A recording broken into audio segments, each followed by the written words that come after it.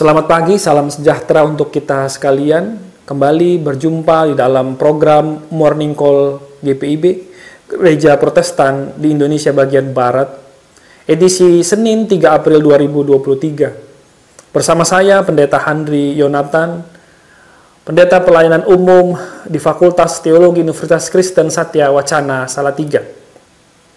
Pagi ini kita akan merenungkan pembacaan Alkitab Injil Matius pasal 21 ayat 14. Sebelum kita baca, mari kita mohon bimbingan Roh Kudus, kita berdoa. Kami percaya Tuhan berperkara di dalam hidup kami, sehingga dengan iman percaya kami boleh mengucap syukur atas berkat Allah. Kami boleh bangun di pagi hari ini dengan sukacita Tuhan. Kami rindu mendengarkan firman Tuhan yang boleh menjadi dasar kehidupan kami di pagi ini, bahkan di waktu-waktu yang selanjutnya. Ini kami anak-anak Tuhan, kami sudah siap mendengarkan firman-Mu. Amin. Injil Matius pasal 21 ayat 14. Saya akan membacakan terjemahan baru, edisi yang kedua bagi kita sekalian. Datanglah orang-orang buta dan orang-orang lumpuh kepadanya di halaman bait Allah itu, dan mereka disembuhkannya. Demikian pembacaan Alkitab kita, terpujilah Kristus. Hosiana.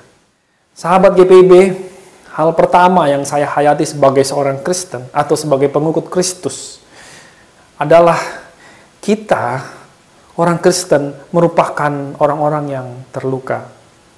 Penghayatan ini kita dapatkan dari kenyataan bahwa Yesus adalah Tuhan yang menjadi manusia.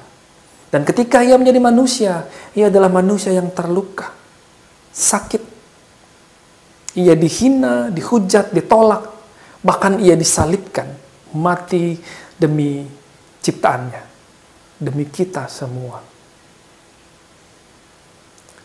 Apa yang dilakukan Yesus dengan merangkul luka dan sakitnya ini, boleh kita lihat dalam bacaan pagi hari ini. Ketika Yesus menyembuhkan orang-orang buta, orang-orang lumpuh yang dipinggirkan, yang tidak dipandang oleh orang-orang Yahudi pada saat itu. Bahkan Yesus menyembuhkan orang-orang ini bukan di sembarang tempat, tetapi di bait Allah, tempat umat menjumpai Allah. Tetapi di sana justru lebih banyak praktek-praktek korupsi, manipulasi. Yesus kemudian mendobrak kemapanan yang terjadi di bait Allah. Bagaimana praktek-praktek yang tidak terpuji itu dikritik oleh Yesus. Bahkan Yesus menyembuhkan orang-orang yang tidak dipandang, yang tidak dianggap selama ini. Ini adalah tindakan yang sangat beresiko.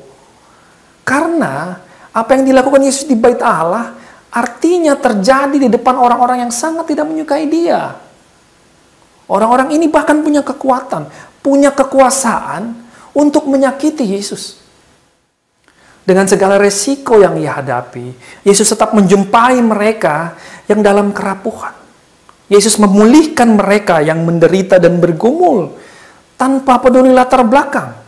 Ia datang memulihkan siapa saja, bahkan mereka yang dipinggirkan dan yang tidak dipandang. Sahabat GPIB, pagi ini kita boleh belajar dua hal. Yang pertama, kita belajar dari orang-orang yang terluka dan yang punya keterbatasan ini, bahwa menyadari kerapuhan diri memang bukan hal yang mudah. Banyak dari kita yang sulit menyadari bahwa kita terluka, bahwa kita punya keterbatasan, bahwa kita rapuh. Justru ketika kita menyadari kita terluka, kita rapuh, kita punya keterbatasan, kita mau datang, memberi diri kita kepada Allah. Sebagian dari kita masih berpikir bahwa hanya orang sakit yang datang ke dokter. Hanya orang yang punya masalah yang datang ke psikolog. Atau hanya orang yang berdosa saja yang datang ke pendeta dan pastor. Kita jadi sering mengingkari masalah diri kita sendiri. Kita mau belajar dari orang-orang di bait Allah. Mereka tetap mau datang menjumpai Tuhan, menemui Yesus, untuk memberikan, menunjukkan kerapuhan mereka, sakit mereka, luka mereka, agar mereka dipulihkan oleh Tuhan. Oleh karena itu mari kita datang kepada Allah. Kita diundang untuk menjumpai Dia dengan segala kerapuhan kita, dengan segala luka kita, dengan segala penderitaan dan pergumulan kita, supaya kita dijamah dan dipulihkan oleh Tuhan di dalam iman percaya kita kepada Kristus. Sahabat GPIB, hal kedua yang mau kita pelajari dari bacaan Alkitab pagi ini adalah kita boleh melihat Yesus Kristus sebagai manusia yang rapuh dan terluka. Di saat kita manusia biasa menganggap keterbatasan, menganggap kerapuhan itu sebagai kelemahan, bahkan kita sering menyembunyikannya, kita justru melihat Yesus di dalam kerapuhan dan kelemahannya.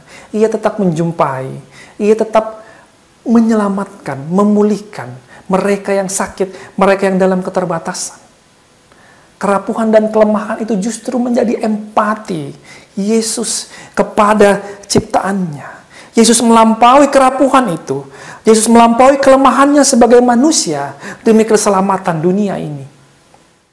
Sebagai orang Kristen, kerapuhan dan kelemahan tidak perlu menjadi penghalang kita untuk peka, untuk sensitif dengan keadaan di sekitar kita. Bahwa ada banyak juga kerapuhan dan kelemahan. Ada banyak orang yang membutuhkan pertolongan. Ada banyak orang yang membutuhkan pelayanan kita. Kerapuhan dan kelemahan itu justru harusnya menguatkan kita. Mari datang kepada Allah dengan segala pergumulan dan kerapuhan kita. Kita mohon dikuatkan. Kita mau dipakai Allah, diberdayakan oleh Tuhan. Kita merangkul kelemahan, merangkul kerapuhan kita, menjumpai orang lain yang juga sama-sama terluka dan rapuh, untuk saling memulihkan di dalam Kristus. Amin. Sahabat GPIB, mari kita berdoa. Ya Bapa, kami tahu kami penuh dengan kelemahan dan keterbatasan. Kami menyadari kerapuhan kami, luka kami. Tapi kami percaya Tuhan juga boleh memulihkan apa yang menjadi kelemahan dan kerapuhan kami. Bahkan Tuhan melampaui kerapuhan, kelemahan itu untuk memakai kami, memberdayakan kami juga, memulihkan orang-orang yang ada di sekitar kami, menjumpai orang-orang yang membutuhkan pertolongan. Bahkan kami boleh peka atas kerapuhan lingkungan di sekitar kami. Terima kasih ya Allah, di pagi hari ini kami mau menyerahkan sukacita kami. Sukacita ini ungkapan syukur yang kami naikkan, yang kami kembalikan kepada Tuhan. Sama seperti kami menyerahkan segala pergumulan kami yang bergumul dengan pekerjaan, dengan keluarga, dengan studi pendidikan kami, dengan usaha kami.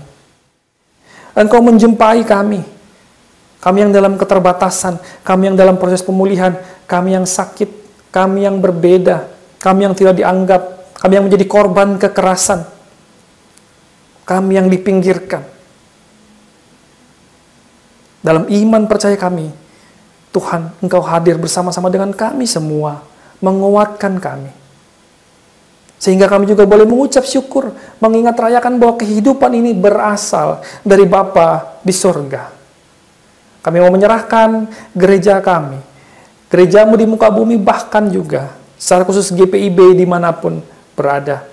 Tuhan boleh berdayakan kami di dalam pelayanan, persekutuan, dan kesaksian.